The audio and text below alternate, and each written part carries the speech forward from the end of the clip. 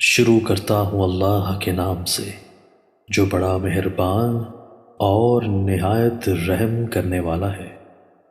حضرت ابو سعید خدری رضی اللہ تعالیٰ عنہ بیان کرتے ہیں، جب رسول اللہ صلی اللہ علیہ وآلہ وسلم رکوع سے سر اٹھاتے تو آپ یہ دعا پڑھا کرتے تھے: اے اللہ ہمارے رب، ہر قسم کی تعریف تیرے لیے ہے، آسمانوں اور زمین اور ہر اس چیز کے بھراؤ کے برابر جو تو چاہے، اور بندے نے جو تیری تعریف اور شان بیان کی وہ تیرے ہی لائق ہے، ہم سب تیرے ہی بندے ہیں۔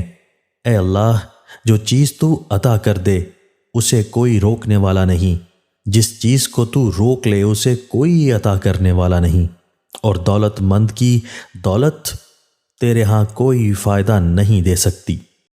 حضرت ابو قتادہ رضی اللہ تعالیٰ عنہ بیان کرتے ہیں، رسول اللہ صلی اللہ علیہ وآلہ وسلم نے فرمایا، سب سے بڑا چور وہ ہے جو اپنی نماز کی چوری کرتا ہے۔ صحابہ نے عرض کیا، اللہ کے رسول، وہ اپنی نماز کی چوری کیسے کرتا ہے؟ آپ صلی اللہ علیہ وآلہ وسلم نے فرمایا، وہ اس کا رکوع و سجود مکمل نہیں کرتا۔